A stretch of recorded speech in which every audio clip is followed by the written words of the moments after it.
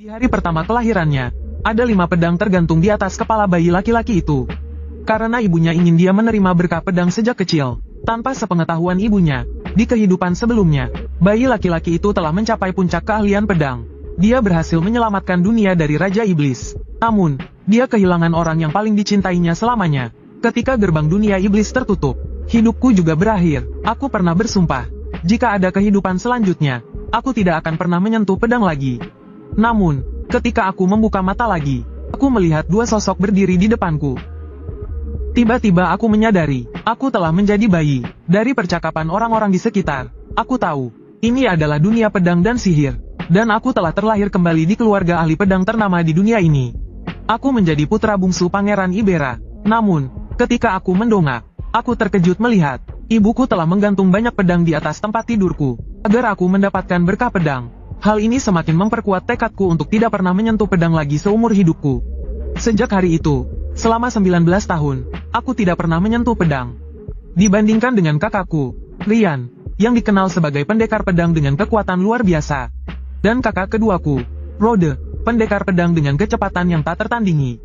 Aku dikenal sebagai pendekar pedang pemalas. Aku pikir aku bisa terus hidup dengan malas seperti ini. Sampai pada hari itu, seperti biasa, aku makan malam bersama ibuku. Tentang diriku, ibuku sudah lama menerimanya. Dia bilang selama aku bahagia, tidak masalah dipanggil pendekar pedang pemalas. Mendengar itu, aku sangat tersentuh. Namun, kepala pelayan di sampingku tiba-tiba pingsan. Dia telah hidup selama 60 tahun, dan telah melihat banyak pendekar pedang. Tetapi dia belum pernah melihat bakat sepertiku. Bisa berbicara di hari kedua setelah lahir. Pada usia 3 tahun sudah membaca semua jenis buku tingkat universitas. Namun, sebelum kepala pelayan selesai bicara, ibuku tiba-tiba muntah darah, dan jatuh pingsan di depanku. Melihat itu, aku tertegun. Mengapa, di kehidupan ini aku tidak menyentuh pedang, juga tidak memikul misi apapun? Mengapa orang yang kucintai masih jatuh di depanku? Di tengah teriakan kepala pelayan yang meminta tolong, aku samar-samar mendengar suara, hal yang mengganggu akhirnya akan menghilang. Meskipun suaranya kecil, aku masih bisa mendengarnya dengan jelas. Orang yang meracuni ibuku, yang menghancurkan kehidupan damaiku, adalah istri pertama, Oli. Api kebencian berkobar di hatiku. Tapi aku segera menenangkan diri. Prioritas utama adalah menyelamatkan ibuku. Untungnya, aku telah membaca banyak buku kedokteran. Aku menyuruh kepala pelayan segera mencari dokter. Aku akan memberikan pertolongan pertama untuk menstabilkan kondisinya. Aku juga meminta kepala pelayan untuk membawakan pedang kayu latihan milikku. Setelah diperiksa oleh dokter, ibuku akhirnya melewati masa kritis. Untungnya, ibuku tidak diracuni, tetapi diberi makanan yang memperparah penyakitnya. Mendengar itu, aku merasa lega. Syukurlah bukan racun, tapi itu sudah cukup fatal. Aku dan kepala pelayan yakin ada yang mencoba membunuh ibu.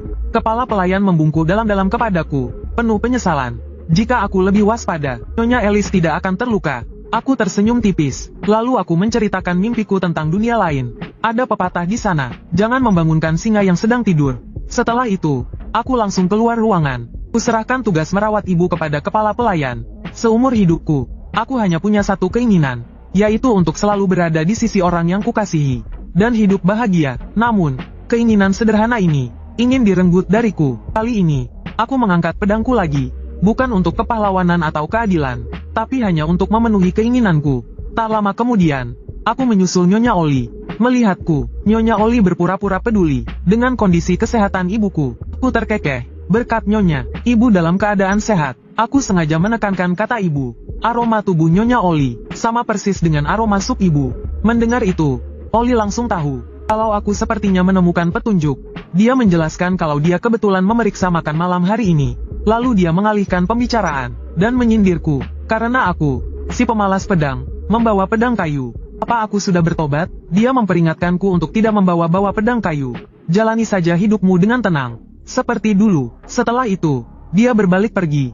Sekembalinya ke kamar, dia langsung mengirim orang untuk membunuhku. Pembunuh itu terus mengikutiku, mencari kesempatan. Tapi aku menghabiskan sore itu di tempat latihan. Meskipun cara pegang pedangku penuh celah, pembunuh itu merasa seperti terbaca. Tapi dia segera menepis pikirannya. Lagi pula, aku dikenal sebagai orang yang tidak berguna. Hingga malam tiba, dia akhirnya menemukan kesempatan. Namun, begitu dia muncul di koridor, dia langsung berpapasan denganku.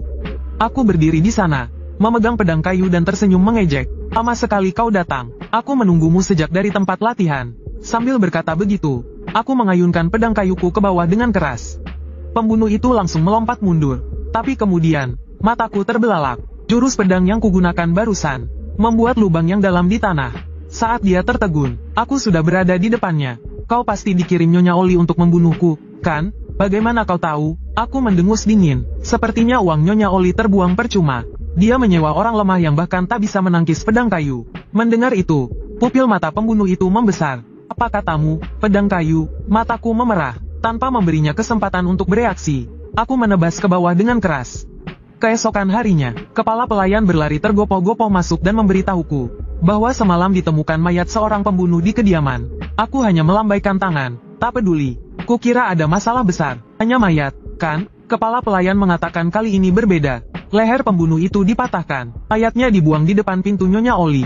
Ditambah lagi, Nyonya Elis diserang. Jadi, mulai sekarang, Tuan tidak boleh sendirian. Lagi pula, kemungkinan Tuan bisa mengalahkan penyusup. Sebelum dia selesai bicara, aku memotongnya. Lebih baik kau perhatikan keselamatan ibuku. Aku bisa melindungi diriku sendiri. Oh ya, ambil ini. Belikan obat sesuai resep ini. Ini bisa membantu ibuku pulih lebih cepat.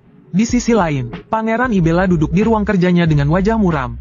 Dia memerintahkan kedua putranya untuk memeriksa setiap sudut kediaman. Tetapi mereka tetap tidak menemukan bagaimana pembunuh itu bisa masuk. Selain itu, ada sarung pisau di dekat mayat pembunuh itu. Tetapi pisaunya tidak ada. Sepertinya ada kaki tangan pembunuh di kediaman ini. Nyonya Oli yang berdiri di sampingnya merinding ketakutan. Dia tidak menyangka masalah ini akan menjadi serumit ini. Yang terpenting, siapa yang mengambil pisaunya? Keesokan harinya, tiba-tiba kepala pelayan datang. Tuan muda, Anda tidak bisa terus bermalas-malasan. Anda harus kembali berlatih pedang. Aku memilih untuk mengabaikan nasihat kepala pelayan dan tetap berbaring. Buah di pohon itu sepertinya sudah matang.